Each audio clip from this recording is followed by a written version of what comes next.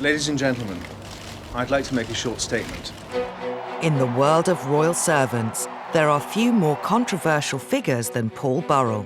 I think Paul is a fascinating character. As Diana's butler and footman to the Queen, he served the royal family for over 20 years. Only one man in history has ever served and been close to the Queen for 11 years and Princess Diana for 10. But Burrell was no ordinary staff member. He was a former insider who went on trial for theft from his employers and was cleared. Is this what you expected? Of course it is. But who now enjoys a lucrative life of celebrity. Honestly, Paul, isn't it about the money? It is not about the money. But how did the man handpicked by the Queen have such a meteoric rise to fame? How did he secure the trust of Princess Diana? And was he really privy to the royals' greatest secrets? With access to his family, He is very loyal. his supporters, Paul was a keeper of her secrets, there's no doubt about it. and his critics. They watch him, but they don't trust him. We tell the extraordinary story of Paul Burrell, from servant to celebrity.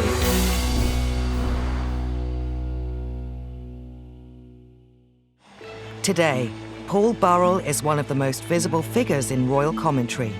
His 10 years as butler to Princess Diana still generate endless fascination and secure numerous TV bookings. I think in Britain, we love a character. He's incredibly colourful, he's very emotive, and of course he offers insight that a lot of people can't necessarily give. Having served as butler to Princess Diana, Paul became a household name, with the public eager to hear every detail of his life as a royal servant. Princess Diana made Paul Burrell famous, but Paul Burrell kept himself in the public eye for many decades and years thereafter. Paul's celebrity status grew through several high-profile TV appearances. But his 21st century life is in stark contrast to his upbringing in the Derbyshire mining town of Grasmore, where he grew up with two younger brothers. The younger of them, Graham, has agreed to share details of their childhood. Well, we were three boys in a terraced house, 2 up, 2 down. Dad worked 7 days a week, 12 hours a day. Mum was always there. We shared a bedroom together. We had bath time together on a Sunday night in Tim Bath. The one thing which I think probably informed him the most was a desire to get on and a desire not to go down the mine. The young Paul found a form of escape from his surroundings in the glamorous world of Hollywood. I remember as a child, there was always a poster up on wall from his film magazine. He'd have a picture of Bette Davis or a picture of Elizabeth Taylor pinned to his bedroom wall as we were children. There was something about Paul that was always being led to a different life. It also says something about the world that he wanted to be a part of.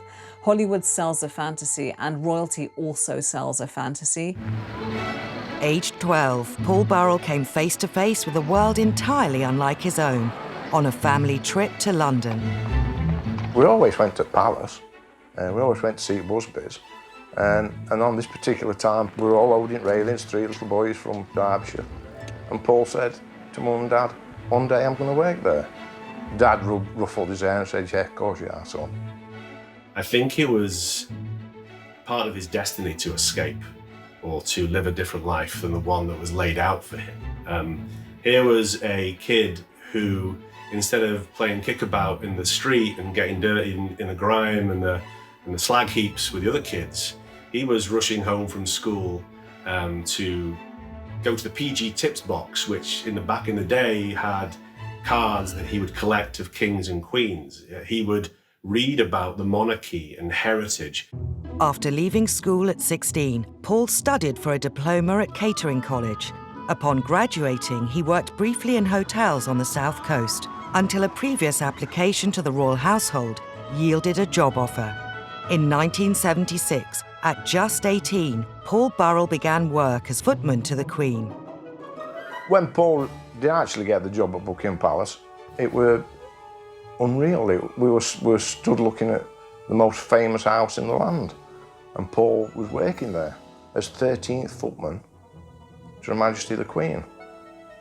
It gave us a doorway into a world that was so far from where we lived. It were a world of fantasy. It was like living a fairy tale in many ways for him. I think he had to pinch himself from time to time. We used to drive down, go into Buckingham Palace, sit in his bedroom window looking down the Mall, and that was so exciting. It must have been completely and utterly overwhelming to be part of the oldest institution in the country. Even if you're just a small part of that machine, there's a huge amount of integrity and swagger involved in being part of the royal household, particularly if you're ambitious. I mean, that's your foot in the door, that's your leg up.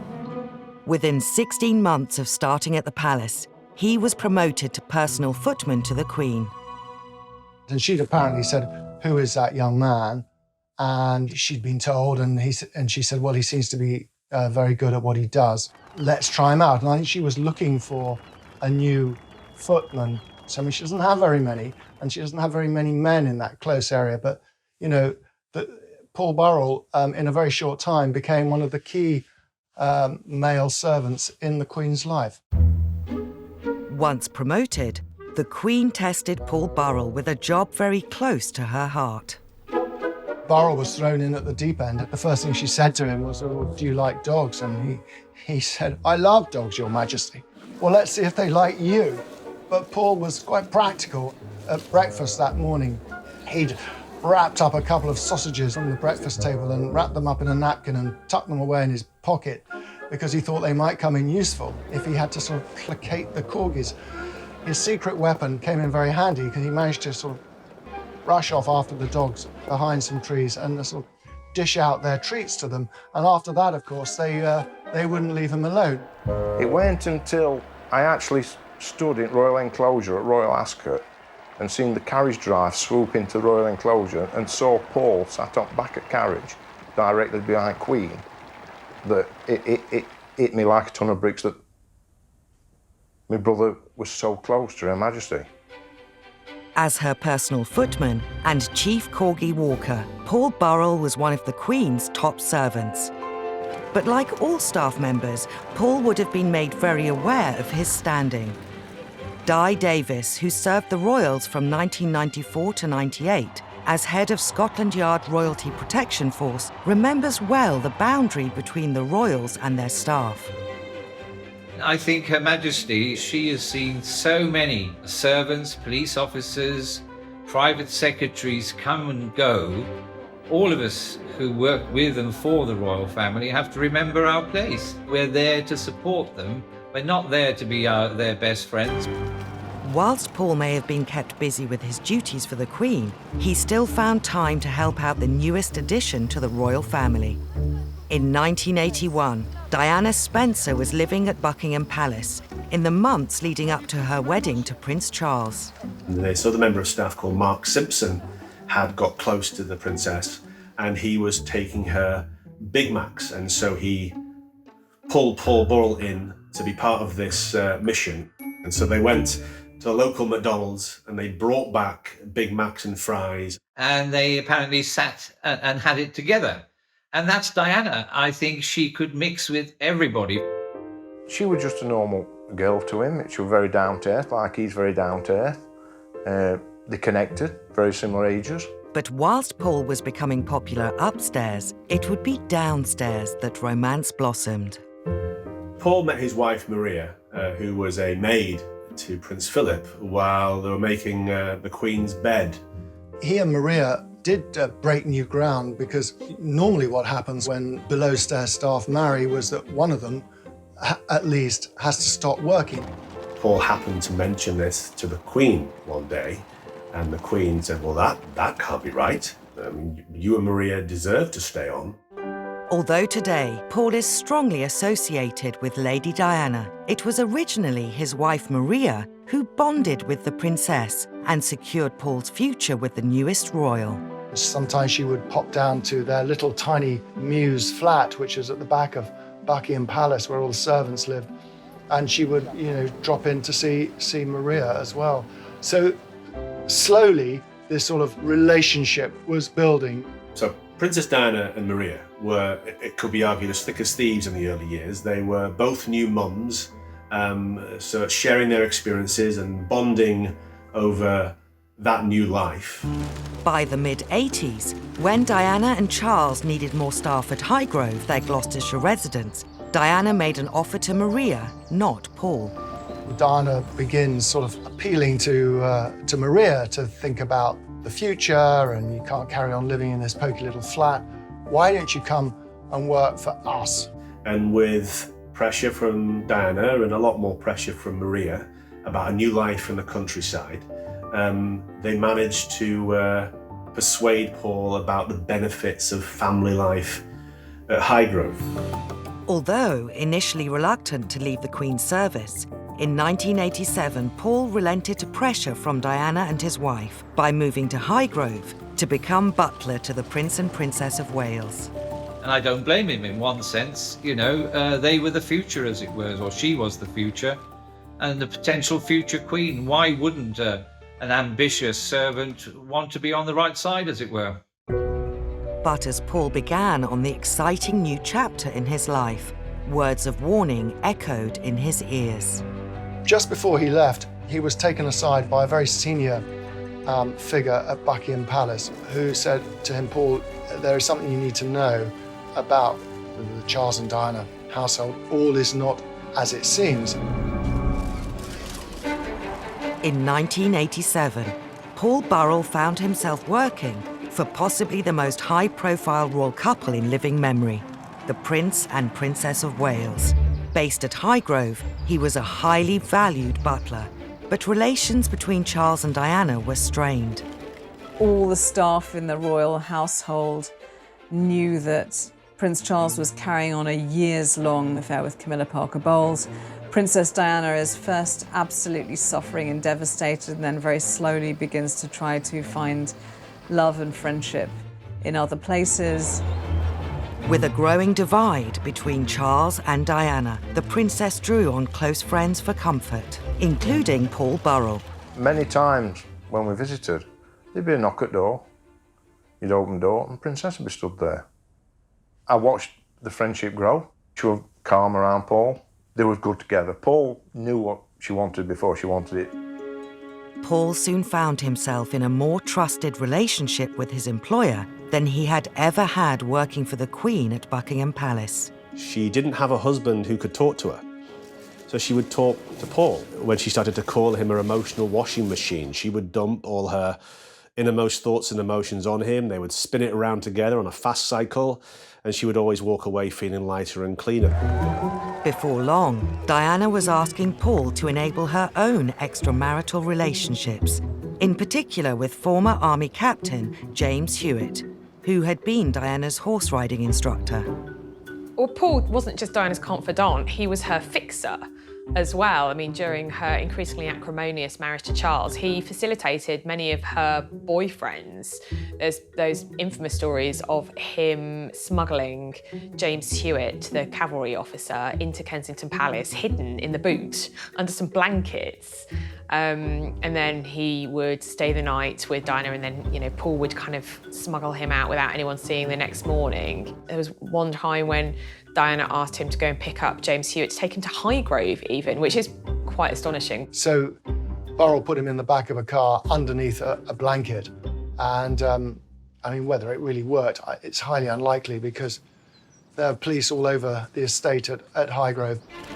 The marriage problems of Charles and Diana soon became public when the Prime Minister made an unprecedented announcement. It is announced from Buckingham Palace that, with regret, the Prince and Princess of Wales have decided to separate. As Diana and Charles discussed separation practicalities, the princess made an astonishing demand. Charles said, well, you know, whatever you want, just take it and go. And she said, well, what I want is, I want Paul. And he said, well, what do you mean, Paul? He's my butler. He's the Highgrove butler. And she said, no, he's going to come and work for me in Kensington Palace. I think there was a bit of a argy-bargy about it. From 1992, Paul Burrell became butler solely to Diana, based out of Kensington Palace.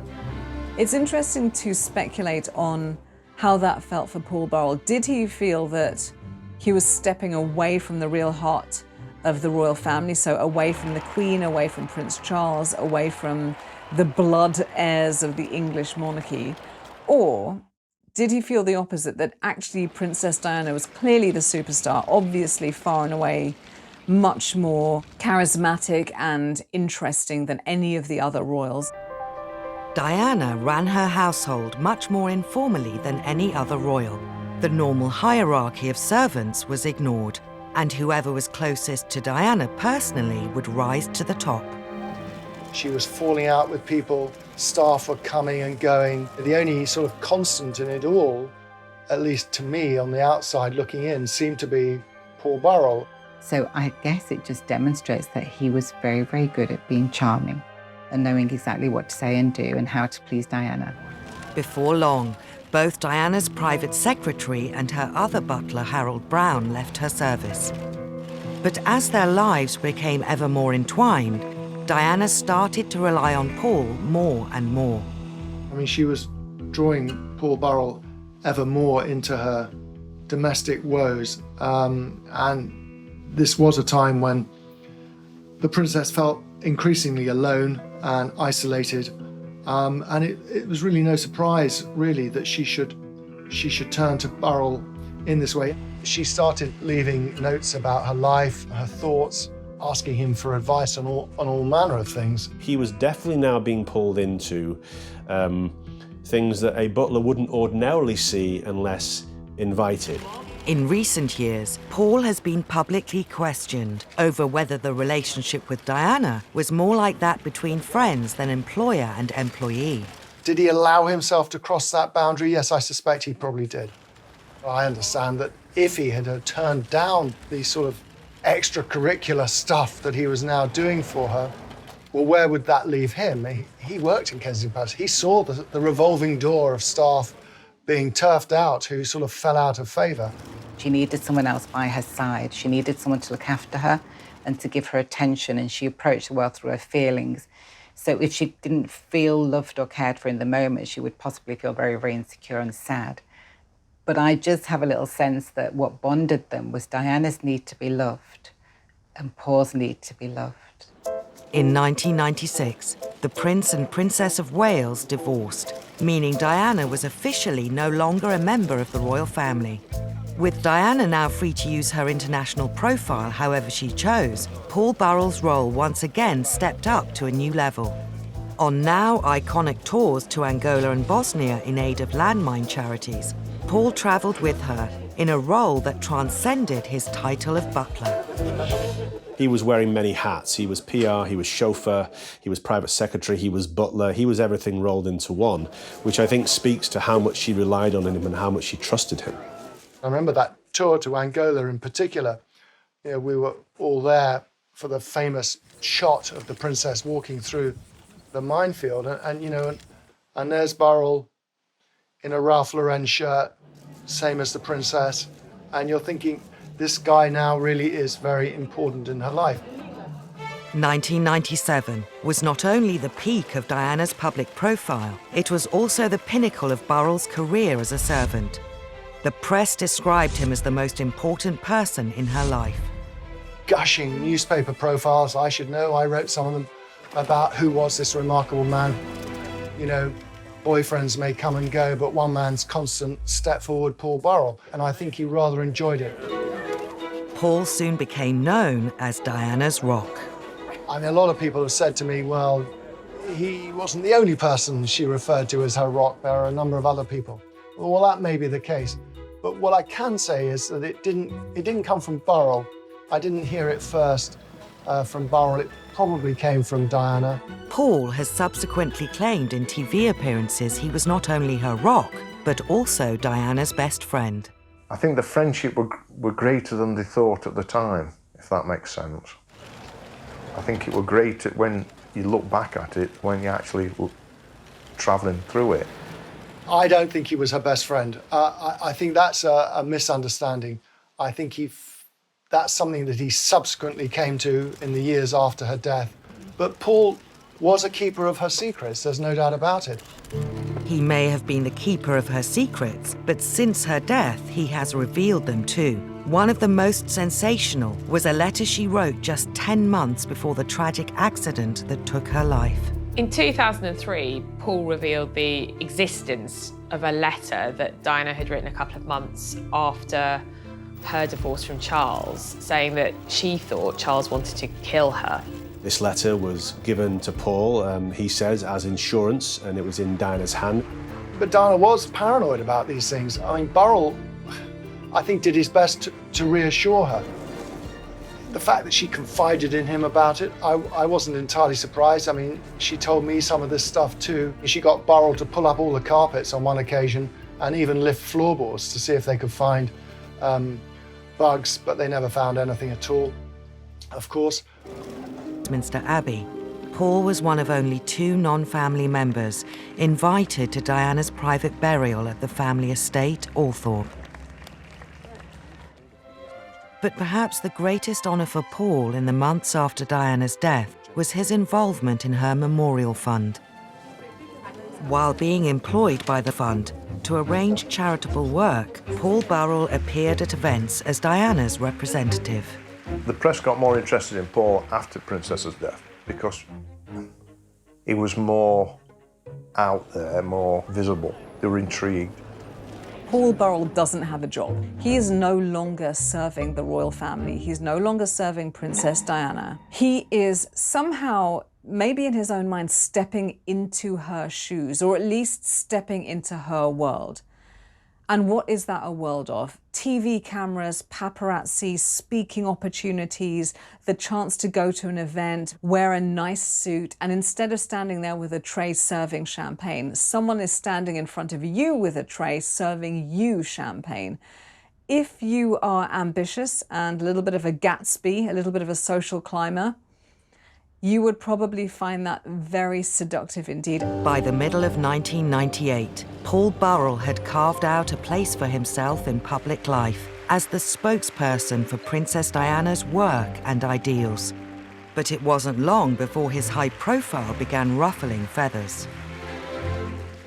A natural progression for Paul Burrell to be the person to take up the mantle, to carry forth championing the causes embraced by the princess in her lifetime.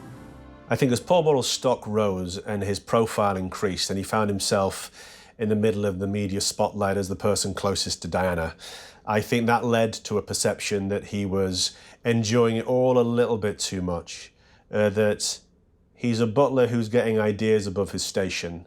And looking out across this room tonight, I feel that her spirit is still alive. There he was at the Memorial Fund ball. He had spent 20-odd years in the shadows, as invisible as servants are meant to be, and he's thrust into the spotlight. It did seem extraordinary. He found it all almost too good to be true. And it seemed it was. In December 1998, Paul was made redundant. Mr. Burrell only had a few words to say. Paul claimed Diana's sister, Lady Sarah McCorkadale, broke the news to him in a London wine bar. To her family, he would always remain a servant, and he was working class. They were aristocracy. And of course, he was increasingly speaking on her behalf. And I think there was a feeling from her family that that was a bit inappropriate. It's human nature to want to better yourself. And I don't feel that that in itself is something we can criticise him for. But the fact that other people around him were disgruntled by it suggests that there was something else going on.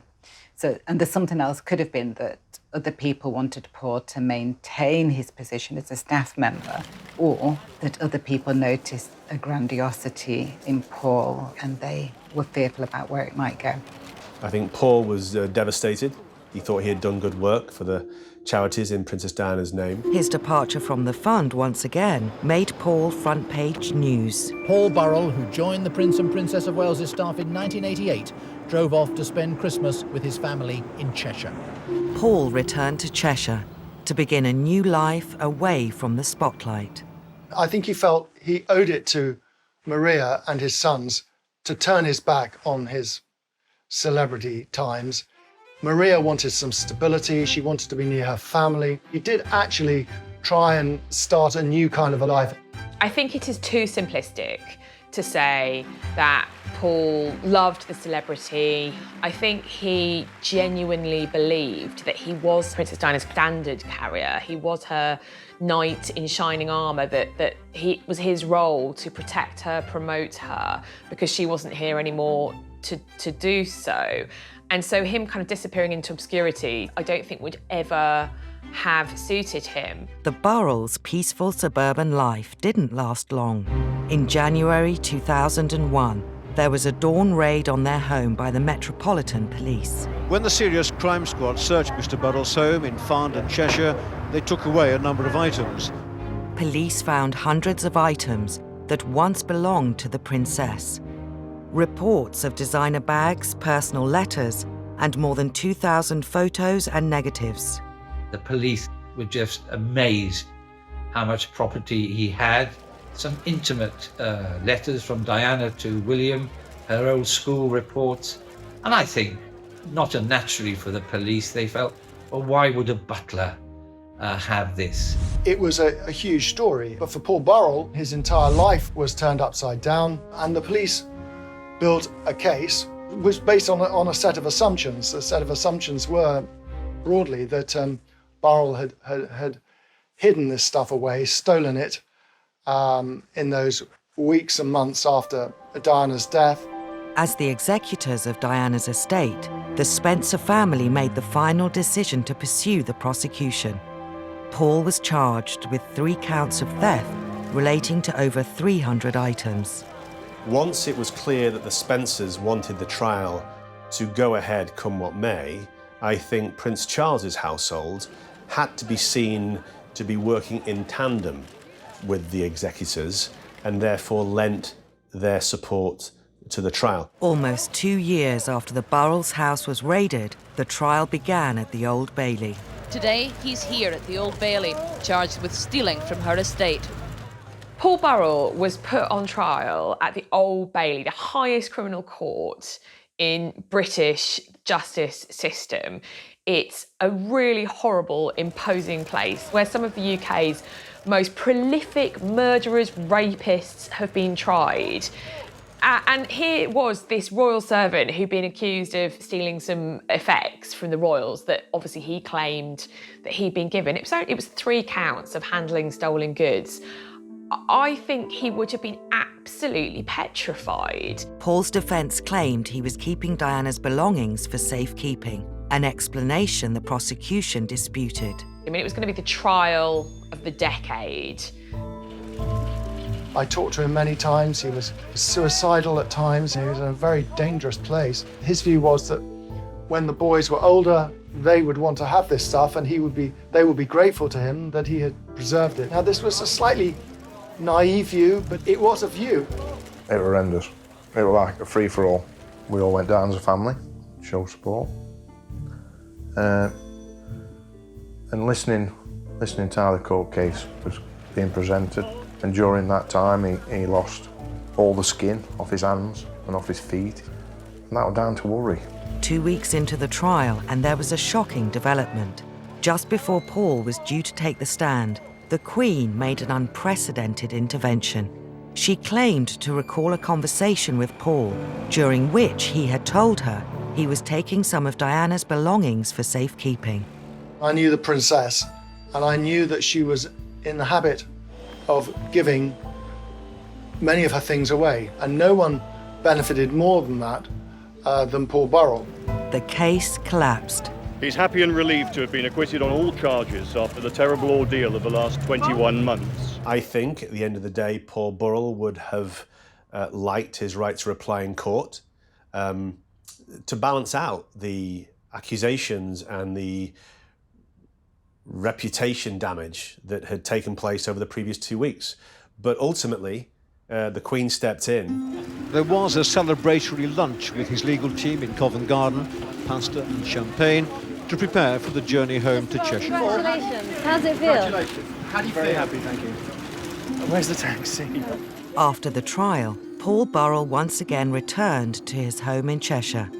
But this time, it seemed he wasn't ready to settle for a quiet life. Wait and see what people offer me and go forward in a positive way. Notoriety isn't a bad thing in tabloid Britain. These are things that the public really likes. So he was canny enough to know that he may get a few juicy offers, which he did.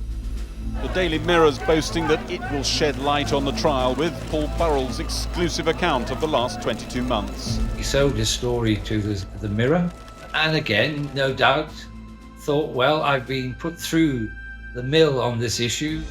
What benefits can I bring to my family, to my future career? The establishment have tried to destroy me. What can I do to enhance my situation? Paul's next move saw him thrust into the spotlight once more. He wrote a book, A Royal Duty, claiming to set the story straight. To understand the motivation as to why Paul wrote A Royal Duty, you first have to understand and see what happened to him. He had been put on trial, accused of the ultimate betrayal, of thieving from Princess Diana. He had become a pariah in many respects, and it's fair to say that they went to the brink of ruin. I think the intention, from what I understand, was always to give his side of the story. He felt that the public thought he was a common thief, and he had to explain what he did and why he did it. I think that Paul obviously wanted to clear his name.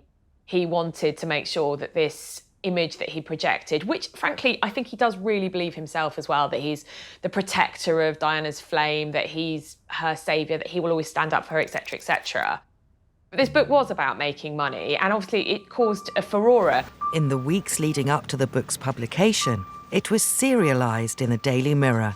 Piers Morgan, the editor at the time. He'll never betray Diana, he'll never betray the Queen, he's made it very clear. The week before the book was due to be published, there was an unprecedented statement from Princes William and Harry. William tonight finally decided enough was enough. Their press secretary read it out. We cannot believe that Paul, who was entrusted with so much, could abuse his position in such a cold and overt betrayal. It is not only deeply painful for the two of us, but also for everyone else affected. And it would mortify our mother if she were alive today. And if we might say so, we feel we are more able to speak for our mother than Paul. We ask Paul, please, to bring these revelations to an end. William and Harry speaking out about the book added fuel to the fire and generated more interest, because of course people then thought, gosh, what's in it? What's so bad that William and Harry are so upset? Paul responded with his own statement. I am saddened at the statement issued on behalf of Prince William and Prince Harry. Saddened because I know that this book is nothing more than a tribute to their mother. I remember drafting a statement. I remember calling all the producers and news crews to get the 10 o'clock news slot, because we weren't going to allow Buckingham Palace to try and control the narrative that evening by calling the book a cold and overt betrayal. I am convinced that when the princes and everyone else reads this book in its entirety, they will think differently. So we took charge and Paul delivered a statement. I would also like to point out that following the collapse of my trial at the Old Bailey last year, no one from the royal family contacted me or said sorry for the unnecessary ordeal myself, my wife, and my sons were put through. Embarking on a world tour to promote the book, Paul was soon confronted with accusations of cashing in. I had to stand up for myself and what I think is true, and I've done that, and that's why I've written the book. Honestly, Paul, isn't it about the money? It is not about the money. Absolutely not.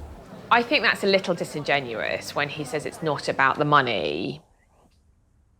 But then, of course, publicly, he can never admit that it's about the money, can he? I mean, how can anyone ever admit that it's about the money?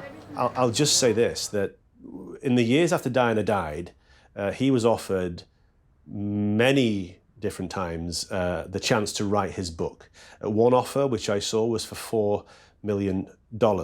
He refused it flat and didn't entertain any discussions. And News International offered him a package totaling £2 million. He refused that deal. He chose the lesser deal on the table, which was £350,000 from the Daily Mirror. It was about, for Paul, the truth. How could his story be presented as he wanted to be presented? You know, there's that such inherent hypocrisy in all of us. We love to say, oh, goodness, you know, roll our eyes at someone who we say is cashing in on, you know, having worked for the royals. But equally, we can't get enough of it. We want to lap up everything that they have to say. With the spotlight firmly on the former butler, in 2004, Paul appeared on ITV's popular reality show, I'm a Celebrity, Get Me Out of Here. Paul finished the show in second place. And I think he was surprised at how well he did. It was a real kind of role reversal. He'd been kind of public enemy #1, and now suddenly he was the nation's sweetheart. With his popularity on the rise, Paul decided to move his family to America, where he accepted offers to endorse a range of products, from teacups to linen. I do understand why, if you've been in a trial in England and it was very exposing, you go to America where people are going to treat you much better and they're going to treat you like you're famous, without any baggage at all, with a nice little paycheck ticking over. It's seductive. The Americans love British royalty, and they love the kind of Downton Abbey, upstairs, downstairs kind of story. So here was a bona fide servant to the British royal family, best mate of Diana's, and was prepared to talk about it. So the Americans lapped him up. Paul's popularity wasn't to last. More than 10 years on from Diana's death, and with numerous conspiracy theories into what caused her fatal crash, an inquest finally began. Paul Burrell, still living in America at the time, was called as a witness. All day, Mohammed Al-Fayed sat in court listening as Paul Burrell rejected any suggestion that Diana was about to announce her engagement to his son, Dodi. I find that difficult to believe, he said. This was only a 30-day relationship. She was on the rebound from Mr. Khan. He gave evidence as somebody who knew her intimately as a servant, but also a confidant. He was one of the last 6 people that actually she phoned before she died.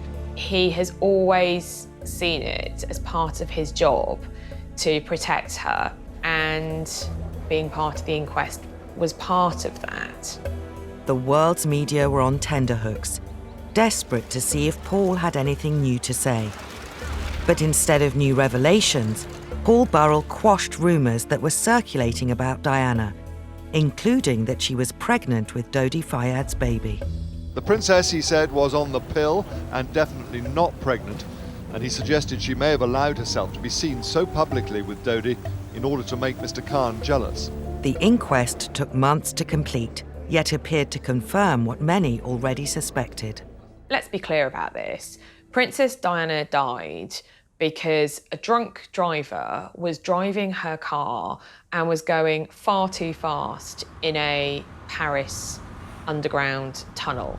And crucially, she wasn't wearing a seatbelt, and neither was Dodi.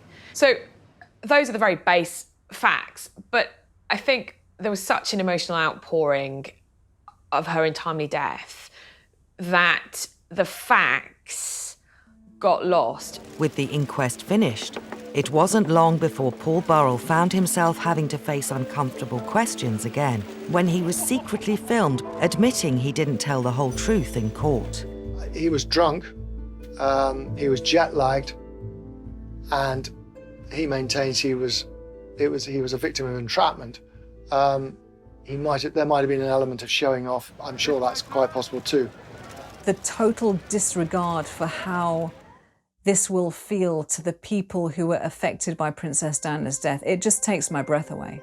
Paul's lawyers issued a statement stating that Paul was showing a degree of exaggeration, but he was in private, not in court, not under oath.